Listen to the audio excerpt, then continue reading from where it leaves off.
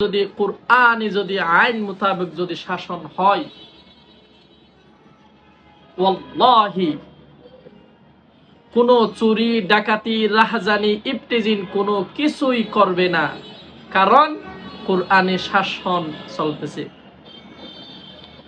কুরআনে শাসন যদি হয় তাহলে কোনো মদ পান করবে না, রাহাজানি করবে না, ইফতিজিন করবে না, চুরি করবে না, ডাকাতি করবে না, কোনো কিছু করবে না। আজকে কুরআনি শাসন না হওয়ার কারণে, ইনসাফ ভিত্তিক শাসন না হওয়ার কারণে দিন দুপুরে রাত কোনো তফাৎ নেই, সকাল দুপুর রাত বিকাল কোনো তফাৎ নেই। দর্শনের মামলা, ইফতিজিনের মামলা, চুরির ডাকাতির রাহাজানির সব কিছু ইত্যাদি নিউজ আসছে। আসসালামু আলাইকুম ওয়া রাহমাতুল্লাহ। আশা করি সবাই আল্লাহ তাআলার রহমতে ভালো আছেন।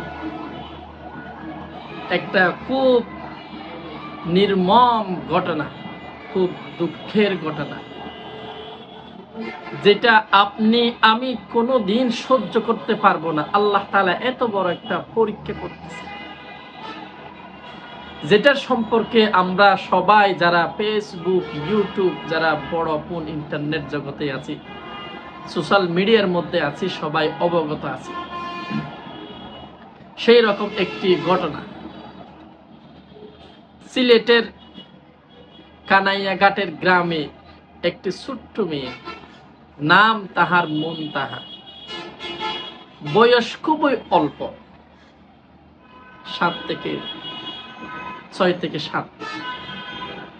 এই মেয়েটি কি দোষ করেছিল, কি অপরাধ করেছিল, তাকে এত নির্মম ভাবে কেন হত্যা করা হয়েছিল, তাকে কেন হত্যা করা হয়েছে, তার দোষটা কি ছিল,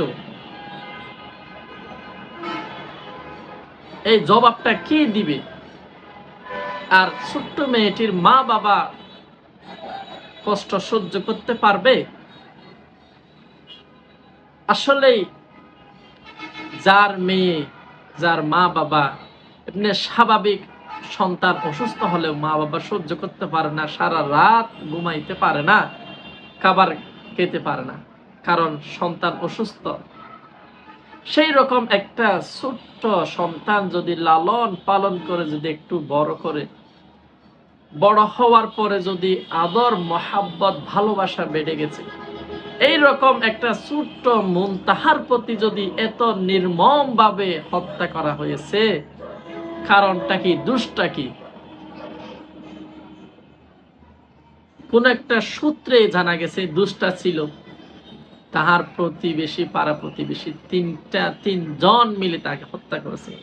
প্রথমে হত্যা করার পরে তাকে খাটের নিচে রাখা হয়েছিল, এরপরে লাশটা গোপন করার জন্য পাশের নদীতে মাটি চাপা দিয়েছে। কি দোষটা করছিল এই ছোট্ট মেয়েটি, কেন এভাবে তাকে হত্যা করা হয়েছে? কি দোষটা ছিল এই মেয়েটি? আমি চাই এই বাংলার জমিনে, কারণ কুরআনের শাসন নাই, সমাধান নাই। আজকে এই মেয়েটি কি দোষ করেছিল, এই ছোট্ট মেয়েটি? আজকে দেখেন এই মেয়েটিকে যেভাবে হত্যা করা হয়েছিল, তার যারা হত্যা করেছে তাদেরকে যদি সত্যটা প্রকাশ করে, যদি তাদেরকে যদি ঠিক এভাবে যদি হত্যা করা হয়, দেখবেন ইনশাআল্লাহ আগামী দিনের মধ্যে এরকম কোনো খুন করার সাহস পাবে না।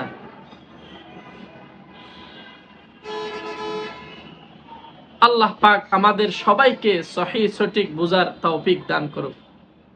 দুঃখের কষ্ট কাকে বোঝায়?